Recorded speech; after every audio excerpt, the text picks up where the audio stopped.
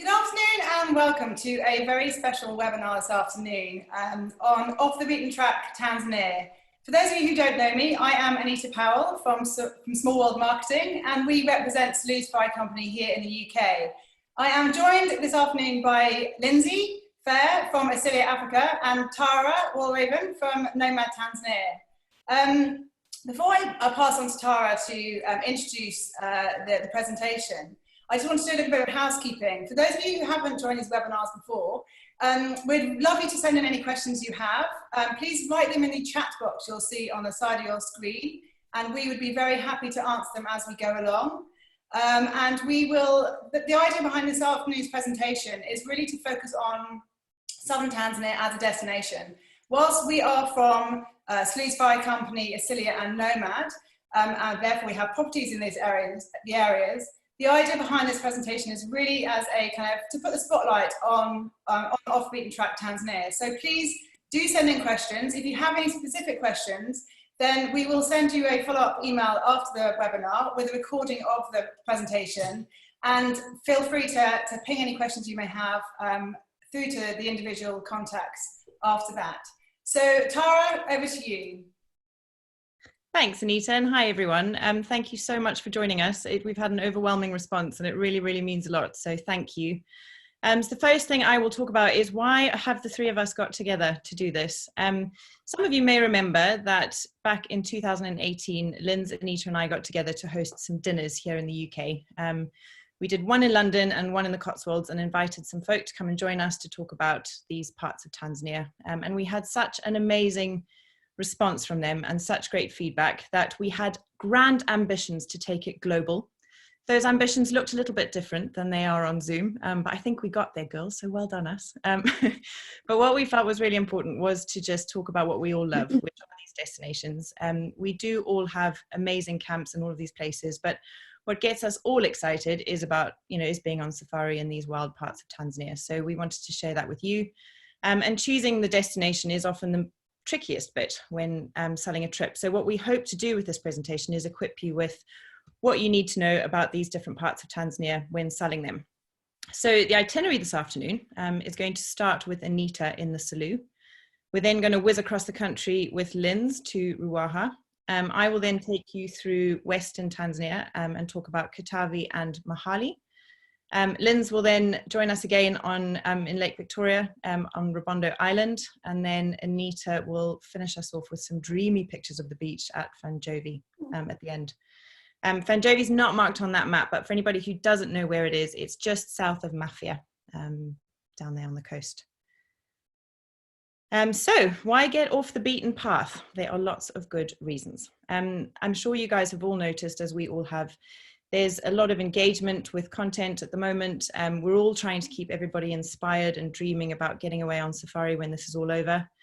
So it's a great time to talk about what we do, but it's also a really good time to get people excited about a place that they perhaps haven't heard of. I think most people have heard of the Serengeti and the crater, etc. But these parts of Tanzania are a little bit less well known. So it's a really, really great time for you guys to be learning about it and to be getting your guests and clients excited about them. Northern Tanzania is reaching carrying capacity most seasons, and certainly in peak season, we're finding there's a big problem with scarce availability. You will get better value for money in southern Tanzania than in the north most times. There's less vehicles and less tourists, which, let's be honest, is always the dream. It's a much more authentic safari experience because it's just less traversed. It's very easy to get to, very easy fly-in safari destinations, either from Dar or Arusha, really. So it's easy to put together. There's a really, really nice selection of camps as well. Everything from sort of small tented camps right up to sort of flashier lodges. So depending on your client's taste and budget, there's something for everybody. An incredibly diverse range of activities which we'll take you through. So lots and lots of excitement to be had, and just some of the most beautiful contrasting landscapes and brilliant wildlife encounters to be had in Tanzania. So without further ado, I shall pass back to Anita, who will take us through the Selous. Thanks, Tara. So delighted to be starting with the Selous. So the Selous is probably the most accessible in terms of the southern Tanzanian destinations, particularly for a safari circuit. It's only about a 40-minute flight from Dar es Salaam. So if you have clients who have a shorter time period and they want to do a safari and beach combination, the Selous really is an exceptional offering for that. The Selous is Africa's largest and oldest game reserve. It is the size of Switzerland, or it's twice the size of the Serengeti, or 4 times the size of Serengeti, or twice the size of Kruger. There's lots of changes happening in the Selous at the moment. I'm sure some of you may have heard about the Stiegler's Gorge Dam project, which was launched in June last year. So this is a dam, it's a micro hydroelectronic dam project, energy dam project, which was launched in the western side of the Selous Game Reserve. And it ultimately, it was quite a contentious issue, but actually Tanzania is in desperate need of more energy, and they need projects like this. The dam itself is in the Stiegler's Gorge area, which was an area, most of the camps in the Selous are, most of the photographic camps in the Selous are in the northern part of the reserve. And the dam is about, particularly from Suwandu, Selous Safari Company's camp, it's about a 4 or 5 hour drive. So it's in an area that really is quite inaccessible. And it's only 3%, covering 3% of the reserve. There's also other changes afoot in the Selous. So the northern part of the Selous, which is the photographic safari part, has been gazetted into an area called Nyeri National Park. This was launched in December. And it now comes into TANAPA's, the Tanzanian National Parks Authority's control, because it's now officially a national park as opposed to a reserve. The difference between reserves and parks is that reserves have, you are able to use resources within the reserve. So for example, you can collect wood, you can do fishing within the reserve. But in a national park, it's more tightly controlled. TANAPA have a lot of resources. They have a lot of rangers that can help. They have affiliations with some really powerful organizations like the Frankfurt Zoological Society, which in terms of research and anti-poaching is hugely powerful. So it is an area of 30,000 square kilometers, so it's a huge area, and it's basically the northern part of the reserve. So it's actually a very positive project in terms of being able to monitor the park, look after the park, and it's also in a period of transition at the moment. So for example, if you are in a reserve, in terms of, particularly for us at Suwandu, if you do walking safaris, you don't have to have a TANAPA ranger with you. If it's a park, you do. There's a process of, I suppose it's going through a process of change at the moment whereby they will be bringing in these new rules, but not straight away. So the government is working very closely with the tourism establishments to help this process. Selous Game Reserve is one of 7 UNESCO World Heritage Sites in Tanzania. It's a vast, vast conservation area. It's got one of the largest population of wild dog in the world because it's got these huge territories. And as I'm sure you know, wild dog, in order to thrive, need huge territories to be able to traverse over. It's got an incredible water world. It's one of the only places in East Africa where you can have a water-based safari experience. As I mentioned earlier, it's very easy accessing between the bush and the beach. And it's also, just as Tara said earlier, it's just, there's only really 9 camps in the northern part of the Selous where the photographic safaris take place. And yet it has this huge, huge area. So really, it's an ultimate wilderness. But yet it's so accessible, particularly connecting to the beach. So it's a very, very unique combination. So it connects not only well with international flights from Dar, but it combines easily also with other areas which we're going to talk about later, for example, Ruaha and the islands in the north. So at the moment, but pre the end of the season, which was 15th of March, we had about 5 flights coming in a day, particularly from Coastal and Orok Air. Obviously at the moment, it's the rainy season, so our rainy season, our camp shut from 15th of March to 1st of June, so there's no flights coming in at the moment. But obviously when the new season starts, because of in light of the current situation, we're not entirely sure how many flights will be coming or when the flights will be flying, but obviously we will keep you updated on that, and as soon as we know, we'll keep you informed. You can drive to the park, to the reserve. It's about a 5-6 hour drive from Dar es Salaam. It's not really recommended. Really, your guests want to fly in. There's so many regular flights. It's very, very easy to connect. Driving, unless you're hugely adventurous, is probably not recommended, particularly this time of year when it's the rainy season, and frankly, you'll be very hard to get through with access. Roadhorse rail also come through the reserve as well as Tazara, so if you wanted to access it via rail, you can, which is quite a different way of accessing it. So the map here is showing you the northern part of the Selous Game Reserve, which is where the new Nyeri National Park will be and where our 3 camps are. So you have Sawandu from Selous Safari Company, and you have Roho Yasalui from Asilia, and you have Sound Rivers. Here you can see on the map the Steegless Gorge, and the area to the west of that is where the new dam will be. But it's really quite far away from our camp. So in terms of affecting the client's day, it won't have any impact at all. So one of the most amazing things about Selous is having this water, particularly for Sawandu and Roho Yasalui. They're based on Lake Nzakira. So you have these amazing great big lakes in front of the camps, which just bring a very different dimension to the safari experience, not only in terms of the game or the activities you can do, but the bird life. There's almost different bird life near the water than there is further away from the water. Selous is also known as Giraffe Park. There are lots of giraffe. If you've got clients who love giraffe, then send them here because they'll be in heaven. You can have sometimes herds up to 50 giraffes, so it's just absolutely phenomenal wildlife sighting. There's a lot of lion, particularly around our area near the lakes as well.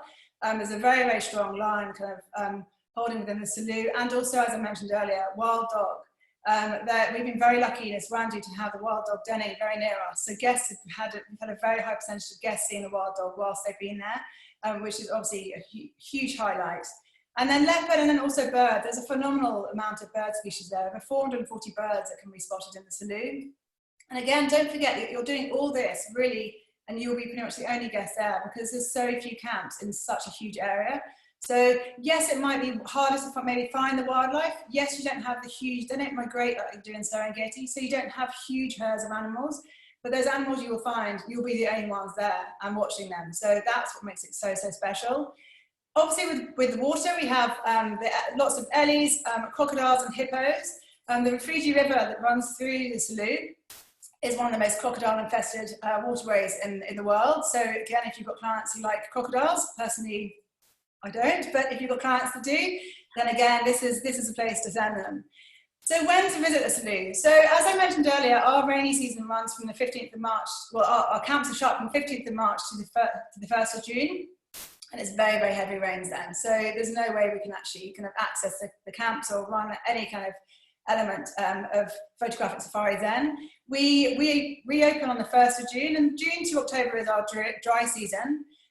September, October, particularly October, late October going into the short rains in November is a very dramatic time to come to the Selous because the game is under pressure because of the lack of water. So the waters have shrunk down. There's less water around, the predators are around. It's a very dramatic time of year, particularly October, to come to the Selous to see these incredible, quite brutal, but incredible, quite dramatic scenes that will unfold in front of you. So the dry season is June to October. Our short rains come between November and December. November through to the March is the hottest part of the season, building up to our long rains in March. So March, kind of February, March is starting to get a lot more humid. But really, it is hot in the Selous. It can get very hot. It can get up to 40 degrees, but it's a dry heat, particularly in our autumn time. So kind of September, October, it's quite a dry heat. So it's not an uncomfortable heat. And at night, the temperature really drops down. So you are comfortable when you're in your rooms. There's nothing worse than that oppressive humidity that you can get, particularly on the coast. But actually here, whilst it is hot, it's still very comfortable at night. And then what to do in the Selous? Well, as I mentioned earlier, obviously you're in this amazing, amazing wildlife wilderness. So you've got game drives you can do, you've got walking safaris, and even when it turns into a national park, we'll be able to do walking safaris. We'll just have a Tanapa ranger with us. And everyone should do a walking safari when they go on safari, because it's just a very, very different way of experiencing being out in the bush and learning about the small things rather than, about spotting the big game. As I mentioned earlier, the Selous is one of the only places in East Africa where you can have a water-based safari experience. So this is our pontoon boat in Sawandu, where we set up as a surprise for guests. Normally for their first lunch, they'll come down to the dining room and there's their lunch set up on the table, and off they go on the boat, tucking into their lunch with an elephant or a pod of hippo nearby. So it's pretty amazing. But also you've got game cruises. You can go out on the boat. You can do catch and release fishing. I think having the water there, and particularly for us, and I know at Roho, all the rooms overlook the lake. So I think having water in front of you is just such a calming gives such a calm kind of ambience to the accommodation and to the experience. We can also do fish for tigerfish and catfish. It's on a catch and release basis, and also fly camping, particularly at sand rivers. They do fly camping, in the Selous.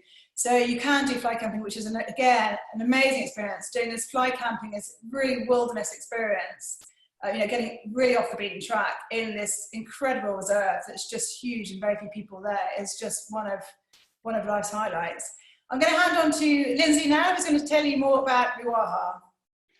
Hello everybody, thank you for letting us into your home offices and living rooms. It's an absolute privilege to be able to chat about these incredible wildlife experiences that you can have in southern and western Tanzania. I've got the privilege of chatting about Ruaha National Park, which is a personal favourite of mine. It has so many wonderful, unique selling points that you could really hand over, literally lock, stock and barrel to your guests as you're trying to sell this destination in, and they'll just fall for it hook, line and sinker, and they won't be disappointed. Really, Ruaha sort of set up as the perfect destination for safari connoisseurs in several ways. Firstly, there are two distinct areas within the park, which I'll go into in a bit more detail in a minute.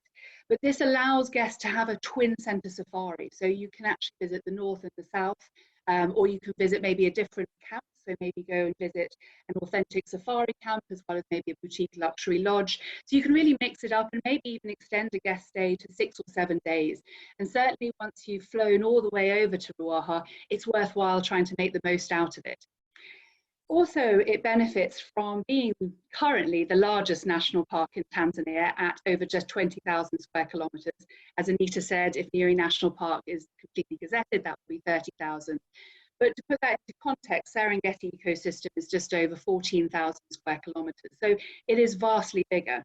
But I'm going to throw some more statistics at you, and I promise you this is all in the detail that we'll send through afterwards. But Serengeti receives 330,000 guests every year, whereas Ruaha gets only 6% of that at 20,000. So imagine that open, wild space just ready for your guests to go and enjoy. And when you see the animals, you won't be surrounded by vehicles and other people where you're distracted. It's just you and the animals, and you can literally hear the cats purring. So it's really worthwhile coming and sort of venturing in. So it is also very easy to get to. Next slide. I love this. We have daily flights. As Anita says, they should still be scheduled from Dar es Salaam, so you can get to the islands and also your international flights fairly easily. Also Selous, just a simple hour and 20 minutes away from Selous, so it's a nice way of putting those two lovely different destinations together in one itinerary. And then I'll let Tara talk about how you can make your way to the west into Katavi and Mahale. And then the Serengeti and Arusha. This plane flight started about 5 years ago, and it's become very popular because guests can go and dive into the Northern Circuit and do the crater and do the migration, and then come down and normally a rather nice jet to Pilatus, so it's all comfort, and land in Ruaha in the middle of the wilderness area. Do make sure that you put the Northern Circuit before the Southern Circuit. Sorry, can I go back one, Anita? So as you can see in the national park, you've got two airstrips, one Masembe at the north and Jongamera in the south. Jongamera only looks after Jongamera Camp, and then also Asilia is about to open up the Usangu Wetlands Conservation Project, which is just south of that dotted line. This is the source of the Great Ruaha River, which turns into the Rufiji, so it is of vital importance to the whole of Tanzania, let alone southern Tanzania, and it has a really rich biodiversity which we want to research a little bit more, but we'll let you know about those projects as they go on. And then up in the north, you've got Kigelia, Kwihala and Jabali. This is all around Masembe airstrip, and mainly most of the camps are in that area. Next slide. So what to see in Ruaha? There are plenty to see. So first I want to touch on those two distinct areas I talked about initially. What I like to call the clash of the biomes. So it's where the eastern biome of Kenya meets the southern biome of Zambia, and they literally diverge right over the centre of Ruaha.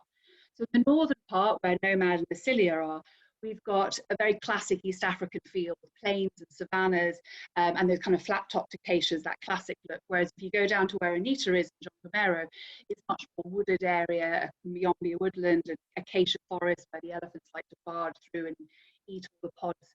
And this landscape is just fascinating. Lots of undulating hills, and then you've got these wonderful poppies, and then of course studded with these baobab trees, which are iconic to Ruaha. So prime predator destination. If any of you have seen the BBC documentary Big Cat, the first 20 minutes of the first episode focuses on lion, and all that documentary was filmed by Owen Prumer, who is based in Ruaha. This place has 10% of the world's lion population. So if you're into your lions and you're into your predators, this is the place to come. They are in what's called mega pride. So you see them in vast number, and they clash up against these huge herds of buffalo, which is rather exciting. We've also got the third largest population of wild dog, good populations of cheetah, which Selous doesn't have, so again, making it nice and contrasting, and also leopard and hyena. So speaking of these impressive herds of buffalo, so they come in their thousands, and they actually have a wee mini migration within Ruaha as they follow the water down the Great Ruaha River, and they come across these mega prides. So you get these clashes on this kind of battle zone of the dry riverbeds. It's something extraordinary to see. And then also large herds of elephant as well. So also cutting edge of safari, we always talk about the unadulterated wilderness of Ruaha, but actually we're still finding lots of species and different things because of this clash of two biomes meeting. So we found a monkey, we've also found amazing bird life, including the Ruaha red-billed hornbill, which you'll only find in Ruaha. So people come from miles around just to have that experience of being kind of on the edge of safari. Speaking of bird life, it is Tanzania's premier birding paradise with over 570 species. And a lot of them migrate in from Europe in the latter half of the season.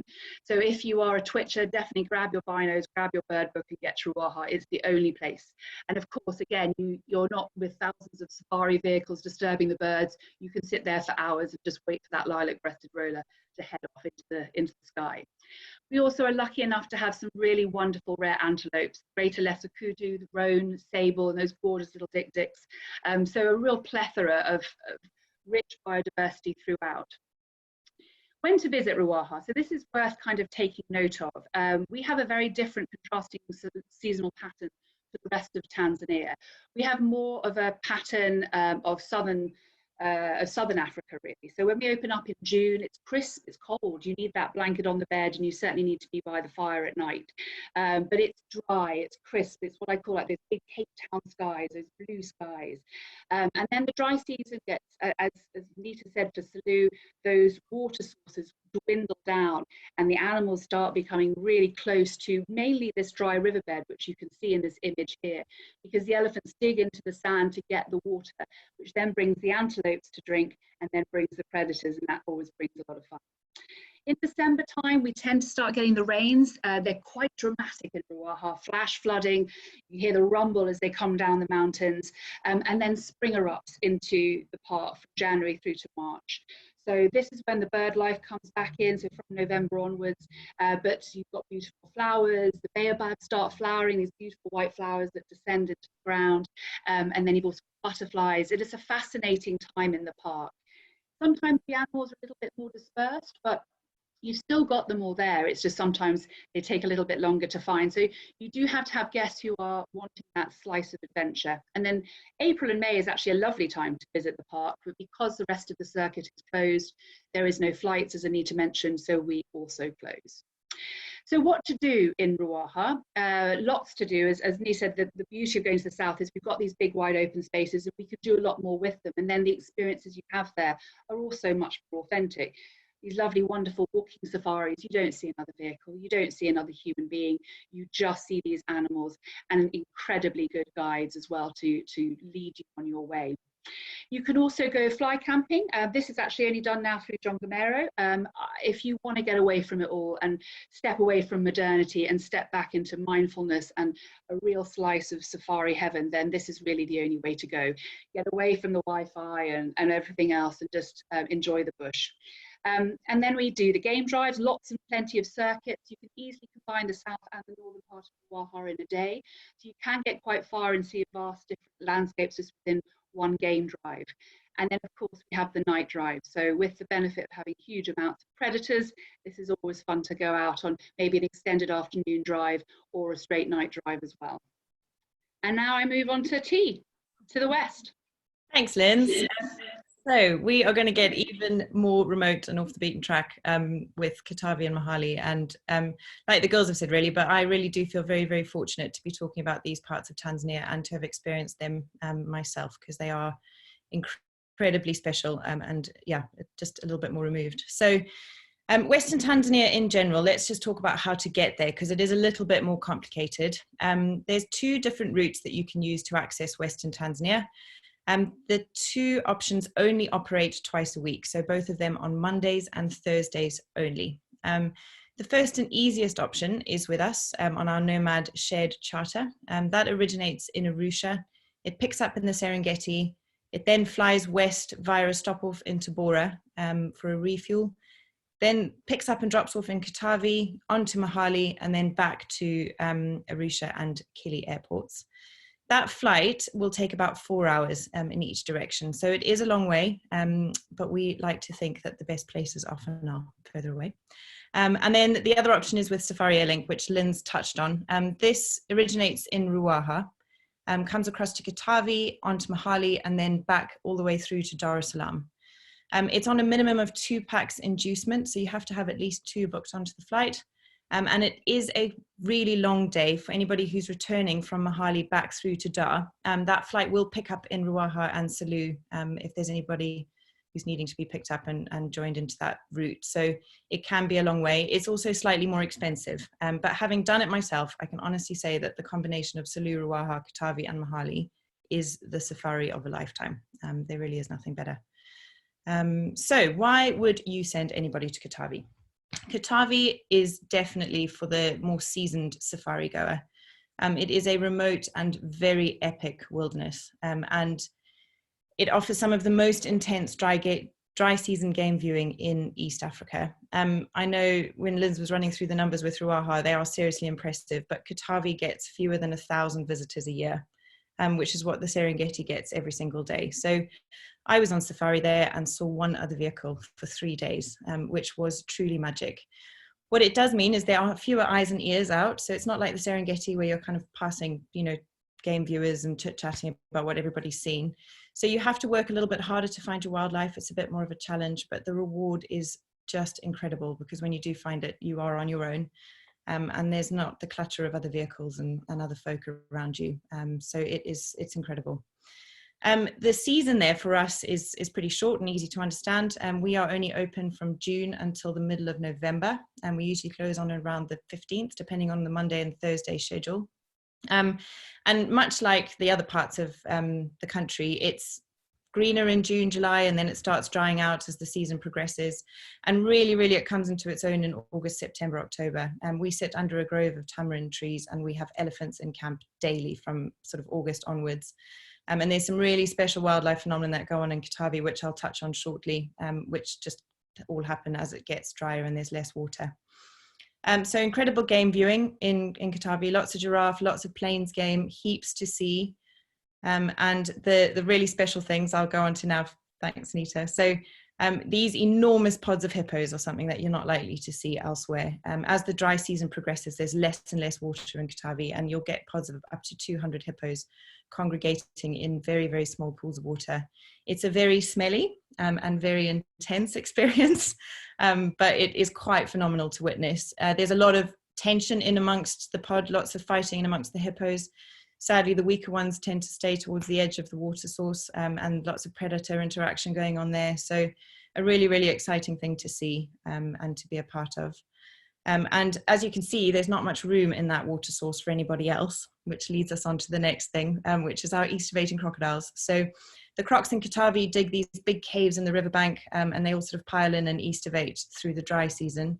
Again, something you're not likely to see anywhere else. Really, really phenomenal. And I did actually teach Lyndsey that word last time we did this presentation, so I may have taught you something today. So yeah, really cool things to see as the dry season progresses.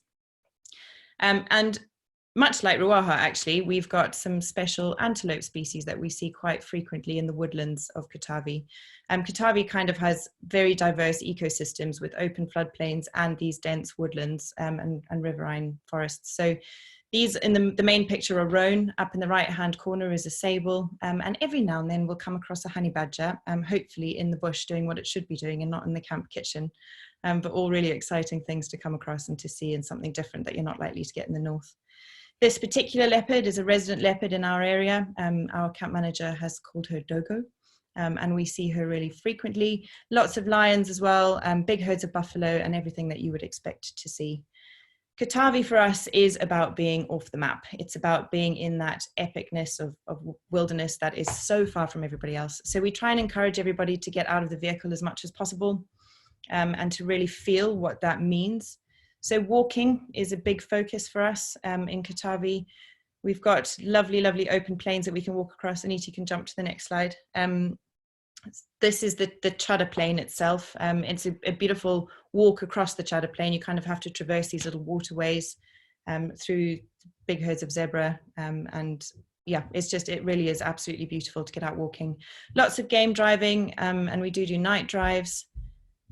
And I think the last slide is fly camping, which the girls have touched on, but we like to say at Nomad that it's an experience that's best left unexplained, but has to be experienced.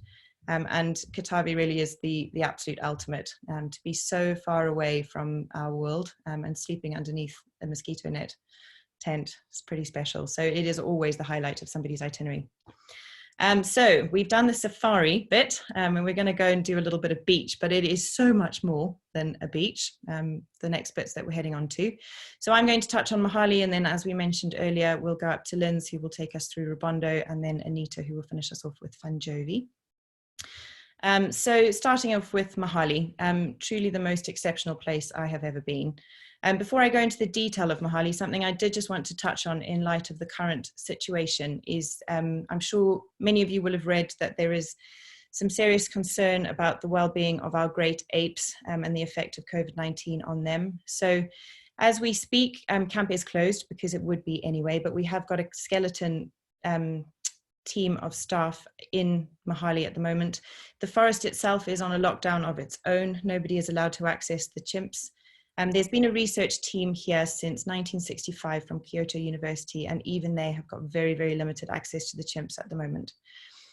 What this means for the future, we are keeping a very close eye on. At the moment, we are encouraging anybody who has got bookings in July and August to start looking at postponing them into next season, but we can go into more detail with that with you individually. But I did just want to raise it because it is something that matters an awful lot to us, and we need to make sure we're doing the right thing for the chimps. So why Mahale? Well, it is the most totally unique, remote and exclusive place in Tanzania. There are only 2 camps in Mahale and less than 3,000 visitors a year. There is absolutely no road access into that national park whatsoever. So once you've done your 4.5-hour flight to get to Mahale, it's then an hour and a half by boat to get to camp, and you really do feel like you've fallen off the map. It hands down offers the best chimp viewing on the continent. Those chimps have been habituated since 1965, so they are incredibly comfortable in human company, and the guiding is exceptional. The guides there have been in Mahale since they all grew up there. They've been guiding for over 22 years, some of them, and really do know them better than they probably know their own families. And Lake Tanganyika in itself is incredibly special. Second deepest and longest freshwater lake in the world, and crystal clear, gin clear water. So to do some activities on Lake Tanganyika and to see that expanse of water is very, very special. So when to visit is always tied into the difficulty of the chimping. I would say with anybody coming to Mahale, they do need to have a certain level of fitness and be able to go hiking up into the mountains if they need to. Obviously the chimps are largely unpredictable, but this should help a little bit to kind of give you an idea of what's what throughout the year. So in June and early July, as the rains are settling, the chimps do tend to be higher up the mountain. Everything depends on where their food is. So it depends on what trees are fruiting as to where they are. So that time of year, usually it's the trees higher up the slopes. So it is tougher trekking at that time of year. The first time I went to Mahale was in June and I spent 8 hours in the forest. So it can be pretty hard going. July to October is much drier, obviously, and we expect easier chimping as the chimps come further down the slopes. And then from November to March, which is the rainy season, it does get hotter and more humid. And the chimps do generally spend a lot of time up on the slopes, but they do descend back down in January and February. I was there in February and had 3 days of the most amazing chimp experiences. They were almost just behind camp. So yeah, we've got a document that we can send you that outlines all of this, but it's just make sure that they're fairly fit, just in case. So there's heaps to see in Mahale. We've talked about the chimps. The scenery itself is absolutely beautiful, but we've got lots of really interesting wildlife around. So there's 9 different species of primate in Mahale, so lots to see on lovely forest walks, lots of birds and butterflies and interesting flora. It is also home to the giant pangolin, which grows up to 1.8 meters. We usually see them maybe once or twice a season if we're lucky, so obviously by no means guaranteed, but incredibly special when we do come across them. And unexpected, but we do have 1 remaining warthog. This was the 2 remaining warthogs, but we do have 1 remaining warthog now. Before Mahale was designated a national park, there were people living in what is now the confines of the national park, and that had a real impact on the forest. And there were more savanna type species living along the lakeshore. Since the national park was gazetted and the people have been moved out, the forest has reclaimed the area in its entirety. So less space for the savanna type species. And 1 little roaming warthog who wanders up and down the coast for the moment. And then our very, very cool moonwalking hippos. As you can see, as I mentioned earlier, the lake is absolutely crystal clear. So you take the dhow out and come across these hippos sort of moonwalking along the bottom of the lake, which is pretty cool. So what to do in Mahale? Obviously, the main focus is our dear friends, the chimps. So you'll head up once a day to go chimping. We are issued with a permit daily for each guest, so you can go chimping every day. I think the next slide is also on chimps. We're permitted to spend an hour with them, much like with the gorillas. We do insist that everybody wears a face mask and keeps a distance from them. And the guides are just brilliant at sort of managing the whole situation when you're with the chimps. It is the most unforgettable experience. We also take the dhows out onto the lake, do lovely, lovely sunset cruises along the edge of the lake shore, see what we can see. We had 1 group last season who actually saw a leopard from the boat on their way on an afternoon boat cruise, which was pretty incredible. We take people out swimming in the deep water of the lake. We do not allow swimming from the beach because there are crocodiles and hippos, as you just saw. So out in the deeper water, it is absolutely beautiful to jump off the dhow into that crystal clear water. It's a really lovely way to spend an afternoon. And we have got kayaks. So guests can take kayaks out onto the lake and just explore a little bit further afield if they like to. Close by is our local village of Katumbi. It's about an hour and a half on the boat just past the airstrip. 23 members of our 25 strong team at Greystoke come from the Katumbi village. So they are more than delighted to take folk in if they would like to go and interact with the local community and share some of the projects that have been going on since we've been there, which is over 30 years now. And if you would just like to relax on the beach and chill, it's the perfect place to do it. On a clear day across the 60 kilometers of Lake Tanganyika, you can see the mountains of the Congo. So it is probably the most perfect spot to sit with the gin and tonic. So back to you, Linz and Rubondo. Thanks. So from one chimping paradise to another, very different experience, and I'll go into that in a bit more detail. But to give you a little bit of context about Rubondo, obviously it's a 450 square kilometre island, and it's all national park, and it's in the largest African lake, Lake Victoria. So if with Rubondo has a very rich history, and that's part of this huge conservation story that we have now become a part of at Asilia. So back in the 1960s, Bernard Grismek, a crazy conservationist, he was the one who painted the zebras yellow and demarked the borders of the Serengeti. He found Rubondo as a possible location to bring animals from Eastern Europe to the island as a sanctuary. And he found Rubondo because they had no predators on the island and very few communities, and he got the Tanzanian government to create it as a game reserve. He then brought these animals in, and they were giraffe, elephant, roan, sable, rhino, and chimp. Some of the animals survived, some of them didn't. From there, Grismek actually asked the Tanzanian government to create it as a national park. at which point they move the communities to local areas, which is a narrative that your guests can really kind of get involved in during their stay. If you go to the next slide, Anita, we can carry on going. So it has this rich conservation history, and the chimps are part of that story. So they were brought in from Eastern Europe, all wild born. So his hope was they would rehabilitate themselves. So they would remember how to forage, to nest, to procreate. And that's what they've done. From an original population of 16, we have now over 40. And they are quite secretive still, and we are still learning how to interact with them. And actually we work very closely with the Honey Guide Foundation, who work with the local communities to reduce human wildlife conflict, but also to work and train to help trackers and teach them how to interact with the chimps. And so it is still very much a conservation experience for your guests. You're within this beautiful subtropical forest. It's got this beautiful layered canopied forest full of butterflies and flowers and flora and fauna. And so you can interact with that. I grew up in West Africa, and it's very much similar to that in its experience. So it's like a slice of West Africa in East Africa. And it's also quite easy to access from a scheduled flight. Go on to the next slide. We actually have what I call it the bucket list of itineraries here. You can go and enjoy the gorillas in Rwanda, the chimps in Rubondo, and then the Great Migration in Serengeti, all in one itinerary.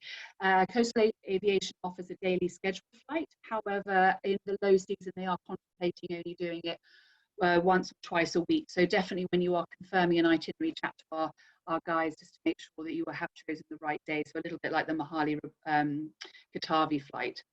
So what to do and see on Rubondo. So to obviously start off with the chimps. So as I mentioned, it's a little bit of a different experience to Tara's in Mahale. You do have to come with a certain level of fitness. You also have to come with a sense of adventure. You aren't just going to walk up to them and see them straight away. There is a case of a little bit of wait and hurry up. You obviously have to get through quite dense forest. And then of course we've got the elephants and the giraffes also to play their role in your adventure as well. The permit is $90, so it's very reasonable, and you're there with your tracker as well as the Tanapa guide, really to give you that kind of all-round experience of Rubondo. It's not just about seeing the chimps, ticking that species off, but really understanding what we're trying to achieve here. You can also explore the island on foot, by boat, by vehicle, like you would do any safari destination. We have hippos and crocodiles, and obviously those little naughty elephants, these lovely spotted neck otters, and you can really just dive in deep. And of course, you've got the island to yourself, so you can decide how you want to spend your day. The bird life here is very different and distinct from what you've normally experienced in Serengeti, much more water birds, and actually also we have a flock of African grey parrots, which were found in Jomo Kenyatta Airport, bound for the cages of the Far East, but rescued and brought to the island because they really love the fig trees. So you can hear the haunting call of the African greys as you stay at Rubondo. You can also go and visit the local villages. As I already mentioned, some of these villages were displaced from the island, and this is sometimes a conservation aspect of conservation that people don't talk about regularly, but our staff remember it, these communities remember it, and it's interesting as a part of your whole safari stay to engage with this part of conservation. We obviously support the local community, so you can go and visit the local primary schools and the projects that we look after, and you can go off on the boat. You can also go out onto the lake, catch these ginormous Nile perch. They just hit the lake and get very, very fat. So it's quite a tussle to land one of these. It's obviously catch and release. You can also just go out, for the next slide, you can go out and just go boating and enjoy the peace and quiet of being out on Africa's largest lake. And lastly, if you just want to relax, we have a swimming pool, so you can just relax by the pool with a Kindle. As Tara says, you can't go into the lake because of the crocodiles and the hippos. You can certainly relax on the beach. And it's great for people who are looking for a different ebb and flow to their holiday, but not necessarily want to stay in safaris, but want that kind of, as we described it, a beach life with a twist. So that's Rubondo. Hand last one over to FANJOVE and Anita. Thanks, Lyndsey. Yes, so to FANJOVE. So having taken you around the Southern Safari Circuit, I'm delighted to say that we have a jewel in the crown of the Tanzanian coastline that your guests can come and stay at afterwards that will really complement the off the beaten track, small, intimate and incredible experience they would have had on their Southern Tanzania Safari Circuit. So FANJOVE joined the Selous Safari Company portfolio about 2.5 years ago and was owned previously by Essential Destinations, who had done an amazing job of working really closely with the local community when they first took over the island. They had this entire area is very rich marine waters partly because it's in the tributary of the Refugee River, so the marine environment is very rich. So there was a huge amount of fishing. In fact, the area had been really quite decimated with overfishing. The coral a lot of it had been absolutely ruined, particularly by the local fishermen fishing off the coastline and basically just completely decimating the coral around the island. But Essential Destinations worked really closely with the local community in terms of setting up no fishing zones, really managing the whole fishing system a lot more closely, and also working closely with them to stop dynamite fishing, to stop the shore fishing. So the coral had really grown back. Selous Safari Company, since taking over the island 2.5 years ago, have really expanded on that very big focus on the marine conservation and the community work. And now we have this most pristine island with the most incredible coral reef that's fully intact all around it. You can see in this image here, you see the kind of just in the background underneath the FANJOVE sign, you've got the little white waves, and that's actually an 11-kilometre coral reef that goes around the island. So the diving here is phenomenal. But I think for me, what makes this island, one of the unique things about this island is actually, you can actually go snorkeling right off the main beach. So you have the most pristine waters that you can just grab your mask and snorkel, and every guest gets fitted with a mask and snorkel when they first arrive, and you can just go snorkeling by yourself in front of our amazing old German lighthouse, and it's just the most phenomenal snorkeling right there. So it's an amazing marine environment, but yet it's the accommodation and the whole vibe of the island is very low key. It's very simple. The main focus for the team there is the marine environment and is the natural environment. So I've just gone backwards. So why FANJOVE? Well, I think it's really, like all the places we've been speaking about, it's luxurious in terms of the fact that it's the exclusivity, it's the remoteness, it's the actual experience. FANJOVE is not about uber luxe in terms of the actual accommodation offering. It's what it offers is something completely unique and very rare in terms of this, like all the places do that we've been speaking about, in terms of the natural offering. It's utterly idyllic. It's exceptional value for money. We'll, like in our follow-up email, we'll send you all our rates. You can see all the different rates for the 3 different company properties. But it's also for people who are keen on the marine environment, diving, snorkeling. It's just absolute heaven. So how do you get there? So it's very easy to access from Dar es Salaam. It's about a 40-minute flight down the coast, and you fly to Mafia Island. You then stay on the plane literally stops as everyone gets off of Mafia Island, and it's a short hop onto an island called Songo, which is literally like a 5-minute flight further on. Even the name is pretty cool. So you fly to Songo, and that whole flight takes about 40 minutes, but it's a beautiful flight because you're following the Tanzanian coastline down south from Dar es Salaam, flying over the Refugee River. So it's a very beautiful flight to fly on.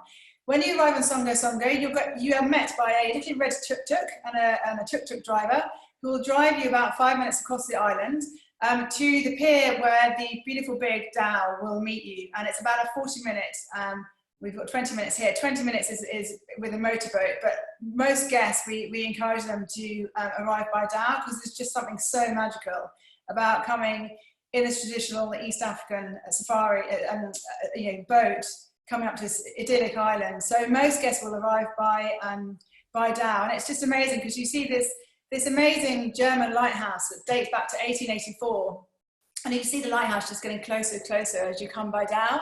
So when Selous Safari Company took over the island, one of the first things they did is actually to renovate this lighthouse and actually put this viewing platform you can see at the top, and redo the light as well. They've actually left the bottom part really kind of as it was, and it's amazing to go into because as you walk into the doorway, you can see, if you look up by the doorway, you can see the German newspaper they actually used to help build the lighthouse as part of the kind of building materials.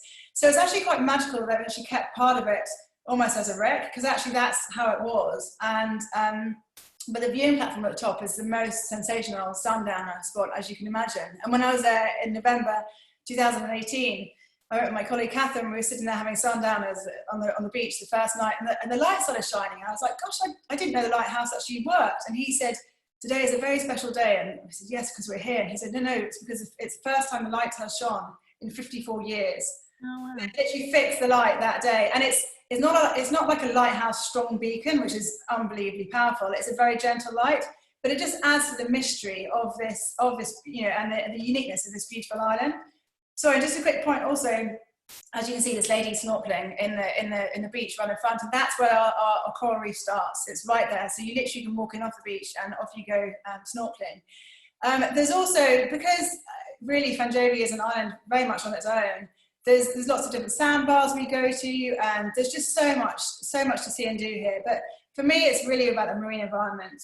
We have this 11-kilometre coral reef, as I mentioned, which you can go diving on, and obviously there's only 6 rooms on FANJOVE, so you're only ever going to be one of 12 people there. So you would have this dive site to yourself, and it is absolutely incredible dive site, because the hard work that the guys have done over the last 10 years to really kind of facilitate the coral growing back and really managing the fishing very, very carefully. The best time for diving is between November and March, partly because October and March. Prior to that, it can be, particularly kind of towards the latter part of our summer, it can get quite windy, and obviously when it's windier, the visibility isn't quite as good. But from October through to March, it is the best time for diving. The other thing we do a lot as well is marine excursions. So there's a lot of dolphins around this area. We have spinner dolphins and bottlenose dolphins. And when I was there in November a year and a half ago, we had the most amazing marine excursion where we went out and we saw these dolphins just all around us, and we actually then went swimming with the dolphins. But we lowered ourselves down into the water on the side of the boat, and you kind of held onto a contraption, and they basically start the boat very, very slowly. It's very safe. They start the boat very slowly with you kind of holding onto this contraption, and the dolphin, it's a bit like being on a safari vehicle where the dolphins don't see you as an individual, they see you as the boat. And they love the boat, so they came and just swam all around. So there we were, just myself and my colleague, literally following these dolphins, and we were the only ones there, and it was just one of life's moments, you know, that you think, this is just absolutely, I mean, gosh, how lucky are we? And then on the same trip, we saw a humpback whale with her baby. So she was smacking her tail on the water, and our activities manager was like, oh, I think she's calling a mate. And then literally the baby came right by our boat, and I say baby, it was like 3 times the size of the boat, but it was just incredible. And actually, I'll send you the link to the blog that we wrote, that my colleague Catherine wrote about it. But it was these amazing experiences, and we were the only people there. Okay, we can't guarantee you'll always see humpback whales and their babies. We see a lot of dolphin a lot of the time. The best time to see the whales and the dolphins is we went in November, which is actually just at the end before the whales start migrating back. So October, November is the best time for seeing whales. I often get asked actually about whale sharks, and whale sharks you see much more commonly on Mafia Island. So actually, if you've got clients who are really keen on the marine environment, to do a twin centre with Mafia and FANJOVE would be pretty phenomenal. We actually, in January, we saw our first whale shark in the waters near FANJOVE, but literally that was one. So we can't guarantee it, unfortunately. If you've got clients who are really, really keen, then definitely Mafia is more likely to see them. But you can definitely see dolphins with us. Then we've obviously got deep sea fishing we can do as well, and a lot of, as I mentioned earlier, not only the marine underwater conservation activities, but also the turtles as well. We have a turtle hatching project we work with, and also we have these amazing coconut crabs, which are the world's largest crabs, and they are pretty enormous. And basically whenever guests see them, then we always monitor them, we measure them, we basically feed into, there's a world coconut crab map that is going on where they're monitoring, because they're so rare, these coconut crabs. This is one of the last areas you can find them. So they are pretty amazing to see. And then bird watching. I mean, particularly from kind of November through to March, we have the migratory birds coming through. So it's phenomenal bird watching as well. We don't have the variety of species that you have obviously on safari, but it's just an amazing sight to see all these birds, you know, coming through. And then different activities. So we've got kayaks, we've got kite surfers, we've got dhows we can sail as well. We take guests off to the tidal sandbanks, and they can just go there and they have lunch and be literally the only ones on those tidal sandbanks. And it's just, for me, FANJOVE is not only, you know, a beautiful island, it's more that experience of only having 6 rooms and having this pristine marine environment. You just know that you are experiencing a bit like, you know, we've been talking about other places, you know, you're experiencing something very, very special. It is harder to sell, I think, because the price point in FANJOVE is quite low, partly because our rooms are quite simple. And the reason why we kept rooms simple is actually, we felt for us it was more the focus on the environment rather than you know, upgrading them to be uber luxe. So it's actually very, very affordable. So people are kind of a bit like, well, how, you know, they're not always sure quite how it works. But actually, the kind of client that would really suit FANJOVE is someone who would suit our other Southern Tanzania properties. Really kind of someone who appreciates getting off the beaten path, who would appreciate being one of a few people there, and who just would really, more adventurous and probably more, yeah, just more adventurous and appreciate the kind of unique environment that they are finding themselves in. So that is the end of our presentation, and I'm just now going to open up my chat box first, and then the question box as well. And what I'll do is I will circulate, because no doubt you've all got lots of questions, and I'll circulate them between the 3 of us. So, I mean, a lot of the information, just to reiterate, we're going to send you a recording of the webinar, and also information on all our properties. So a lot of the questions we may have, we may be able to answer through that. One of the questions particularly about Selous was, will fishing still be possible as a park? The fishing is on a catch and release basis. So I should think so at the moment, because the park is, you know, and it was only launched in December, so it's very new. And we will, as time progresses, we'll be able to clarify exactly, you know, what differences will be. But I should imagine fishing will be possible as a park, but on a catch and release basis. But as I say, we will keep you updated with that. Do you have to worry about crocs while you relax on the beach at Mahale? No. No, I mean, we don't. There's always a member of staff around at the bar area, so we'll keep an eye on anybody who's getting a little bit too close to the lake for comfort. There's heaps of space between the edge of the lake and the rooms, so lots of, you know, area to relax on. So we wouldn't let somebody plonk themselves right down on the water's edge, and would always encourage them to be a bit further up the beach. And there's always somebody keeping an eye on things.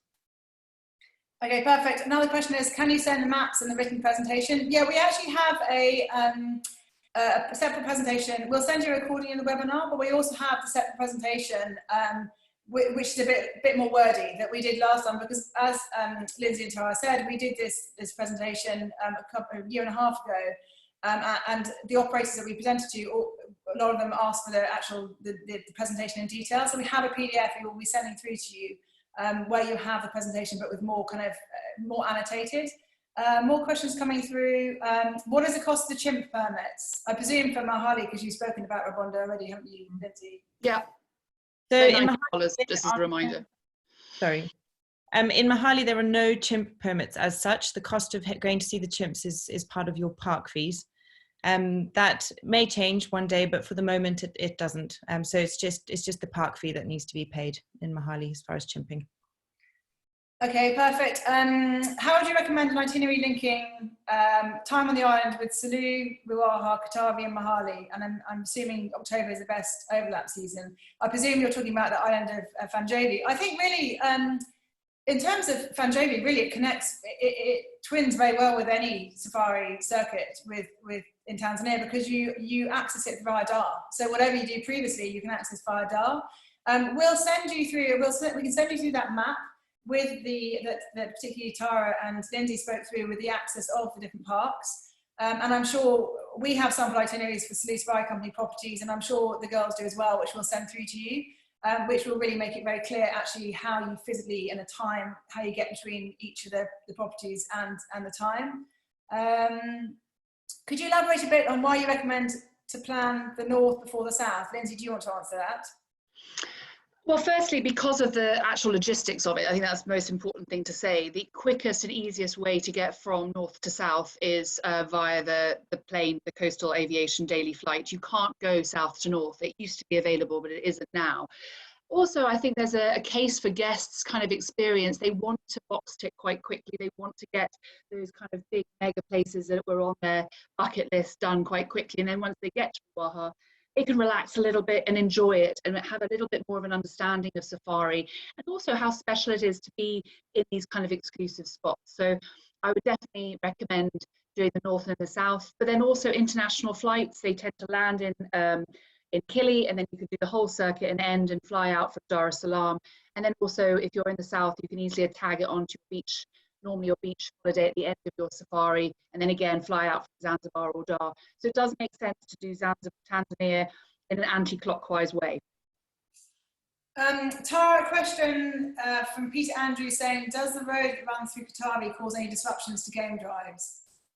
There is that road that runs through Katavi, and we try and avoid it as much as we possibly can. It's not a busy road, so for anybody who doesn't know, there is a road that links two big towns. I mean, they're not massive towns, but biggish towns on either side of the national park. And that road is used by public transport, so you'll sometimes see a bus coming through there, much like you would when you do the road that runs along the crater and down towards the Serengeti.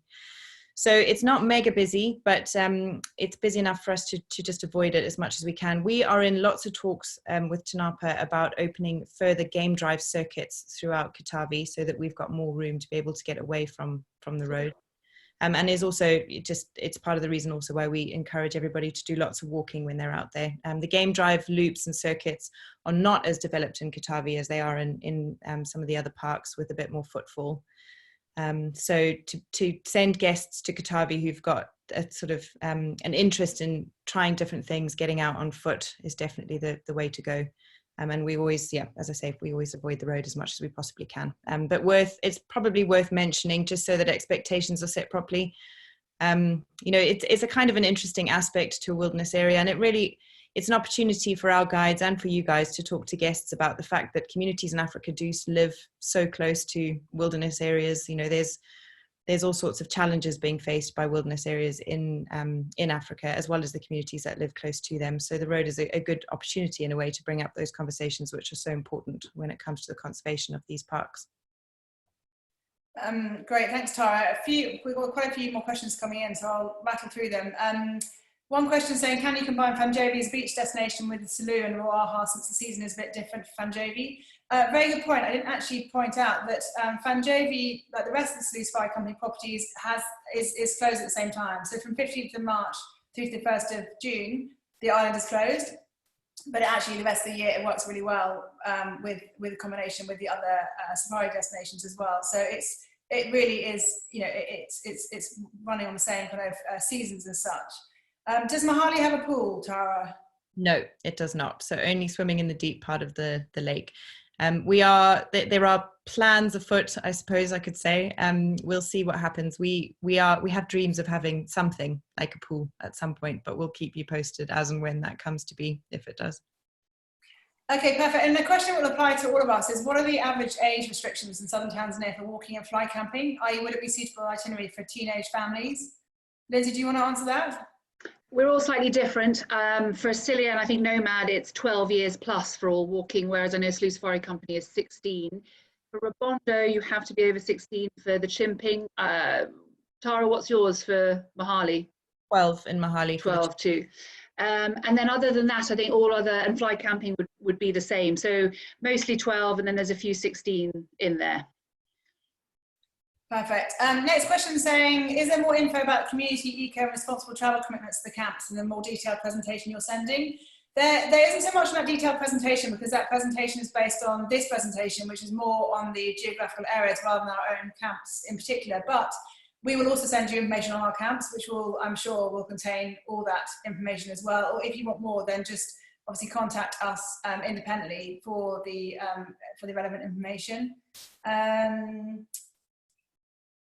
Other questions like, what's the likelihood of TANAPA confirming park fee costs for 2021? Are they still up in the air at the moment? I mean, obviously, it's quite hard for us to comment because we are not from TANAPA, and I'm sure that that would be clarified. I mean, girls, do you want to add anything more to that? No, I mean, when Tanzania and TANAPA decide to do park fees, it tends to be last minute, and no one knows anything about it until the last minute. So as much as we would love to be able to give guarantees, it's not easy for us to do. Our hope is obviously they recognise that a lot of the people traveling in 2021 will have booked for 2020, and they will respect that and carry on as they have been doing. I mean, we had the VAT increase, what was that, 2 years ago? And that caused quite a lot of disruption, and hopefully they may have learned from that having last minute changes to costs just does not work with our industry that has such a long lead time. That's what I would probably reply. Another question that's quite good, actually, we hadn't really kind of covered is how many nights would recommend in the individual parks? I mean, I suppose it's really, I think in general, you don't want to spend any less than 3 nights on safari in a particular camp anyway. But I think if you are staying somewhere which offers something like fly camping, so for example, at Jongameri, we offer fly camping in Ruaha, and I definitely wouldn't recommend guests staying any less than 4 nights, because otherwise you'll feel like it's a bit too rushed. So I think Selous, really, yeah, 3 or 4 nights, depending on if you've got fly camping, definitely 4 nights. Tara, what would you say for Mahale and Lynds for Rubondo? So in Western Tanzania, obviously because of our flight schedule, only operating Mondays and Thursdays, you have to spend 3 nights in one and 4 nights in the other if you're doing the entire circuit. My personal recommendation would be to do the 4-night block at Mahale, particularly if they've got another safari, sort of traditional safari location in their itinerary. I think with the chimping and the experience at Mahale is just so exceptional that to have 3 full days of being able to go up into the forest to see the chimps is just incredible. So yeah. And I'd probably say the same thing for Rubondo, in so much as also you're not guaranteed to see the chimps, so give yourself time to be able to go out again. And we do a special flight offer that, like, you have to stay 3 nights, but also with the coastal reduction of flights, you might have to stay 3 or 4 nights at Rubondo as well. But I would say 3 or 4, if you really wanted to get in under the skin of Ruaha, I would definitely choose a 6-night itinerary. Last time I was there, I met a person who was on 10 nights, and they were doing 3 different destinations. So, it just depends on who you've got in front of you. Okay, perfect. What I'm going to do now is I'm going to actually stop sharing my screen, because I'm going to then access the Q&As, because we can't see it quite as easily. Right, so hold on, where are my Q&As? So just looking at these questions coming through here, what would you say to a guest asking about leopard viewing in southern Tanzania? Are the chances good of seeing them, and are the leopard relaxed around vehicles? Tara, do you want to answer that one? Yeah, I think you probably don't have as I mean, not that it would ever be guaranteed, but you don't have as good a chance of seeing leopard in the southern parks as you would in the northern parks. But I think particularly Ruaha, Lynds, I'm sure you'd say, and the Selous to a lesser extent, maybe. Katavi, we have amazing leopard sightings fairly frequently. That particular leopard that I mentioned in the part where I was talking, that's a resident leopard who lives quite close to Chada and is very, very relaxed in our company. A leopard that we see beyond the area of our camp, who's would probably be a lot more skittish because not used to seeing very many vehicles. But I have had amazing leopard encounters in Ruaha and in Katavi with very relaxed cats. Who are very, very happy to spend some time. I would agree, and I think we have to go back to the idea that because of the lesser numbers and the lesser vehicles, you don't have that communication that you have in, say, the Serengeti. Like, you go to Nyambi Gate in Serengeti, and every guide is telling you that 3rd acacia tree down there, or you'll find a leopard. So there is less of sort of tracking ability, whereas the guides in southern Tanzania have to work a bit harder. But again, you're going to see these incredible cats by yourself rather than surrounded by 20 vehicles. That's a special bit of it. So do give your guests the right expectations of game viewing. It is important that they come with the right idea of what they might see. We've got a lot of questions coming through, and some of them are very, very geared towards our individual properties. So I'm going to leave those just so then we can answer them afterwards, or hopefully with the information we follow up with you. But one question that's been raised that I think is relevant to particularly Ruaha is the tsetse fly situation. And what's tsetse fly situation, particularly in the woodland areas, and how is this managed, controlled?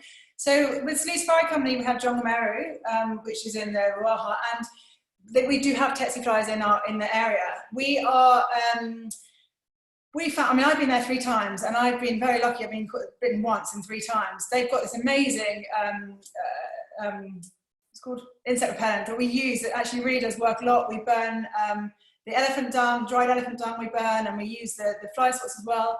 And it does depend on the time of year, and it depends on various different factors. But it's in the feedback we get, it's never dominating. So it's something to be aware of, but it's definitely not a deterrent. I think, unfortunately, if you are prone to being more delicious for those flies and those insects, you will get bitten more. I appear to not be very me. I appear to not be very tasty, which is a relief. And also, don't wear dark t-shirts. Don't wear dark clothes because they're attracted to black and navy blue and dark. So there are tsetse flies, particularly in Ruaha. Girls, you might want to expand maybe on the other parks as well. But it's something we acknowledge. It's not a deterrent. But you don't want your clients to think you didn't have a clue about it, because they are there. But what about in Katavi, Tara, and the other parks, Lyndsey? Katavi definitely is probably a lot more prevalent than they would be in the other parks, particularly in the woodland on the drive from the airstrip through to camp. Again, like Anita touched on, they are seasonal, really. So they tend to be worse just at the end of the rainy season as the season starts. And before Tanapa's had a chance to do much of the kind of burning that they do, or be sort of very on it with their flags. So we do put up the chemical tsetse fly flags, especially in the area around camp. I went to Katavi for the first time in 2015, and that was at the beginning of June, and I must admit there were lots of tsetses then. But I went again in July of this last year, and hardly had any, and in fact find them a lot worse in Tarangire than they are in Katavi. So as the dry season progresses, they get a lot less, and they tend to be quite patchy and localized tsetses. So you kind of go through patches of them, and then you'll come out of it, and then it's okay for a bit. So as Anita says, exactly the same with us. It is never ever a feature in our feedback. It's just worth, again, it's the expectations. Tell your guests before, make sure they have lots of light coloured clothes. They don't respond to DEET, so make sure they bring sort of citronella-based insect repellent. And as Tara says, like, they are in very localized areas. Anywhere you get elephant, you will get tsetses. In Selous, there were lots in the western area where the woodland were, so where Sumbazi airstrip is, which will now be under the reservoir, but actually where our locations are, you don't see any tsetses at all. So yeah, I think it's really Ruaha and Katavi that will probably have these little patches, but not something to put you off. Okay, perfect. Thanks, guys. I think we're going to probably wrap it up there because it's been an hour and nearly 15 minutes. But just a quick point I want to just clarify. Quite a few of you are asking us more specific questions about the individual camps, and people have said, "Oh, we want to see more of the camps." The idea of this presentation was a more geographical focus on the different parks and Southern Tanzania as a circuit, rather than our individual camps. If we'd done all our individual properties, we'd be here all afternoon. But it was more just to kind of put a spotlight on Tanzania and off the beaten track Tanzania. So that's why we didn't talk about our own camps in too much detail. The reality is, we know that the major challenge for you is to understand how the different parks work and what park might suit your client. And once you've made that decision, then almost the secondary decision, which camp do we send them to, is a slightly easier one. So hopefully we've enabled you to feel more confident about selling Southern Tanzania. And thank you again. We've had nearly 500 people register for the webinar, which was slightly terrifying, but also very reassuring that there's a lot of interest in this, in this amazing part of Tanzania. And as I said, we will follow up with all of you with a recording of the webinar and information on our own camps. And if you've got any question, I'll send you also the link through. We'll copy in all of our email addresses so you have them all. But thank you so much for joining us this afternoon. We hugely appreciate it, and we look forward to hopefully welcoming your clients to these beautiful off the beaten track places in Southern Tanzania. Thanks. Thank you very much, everyone. Have a good evening.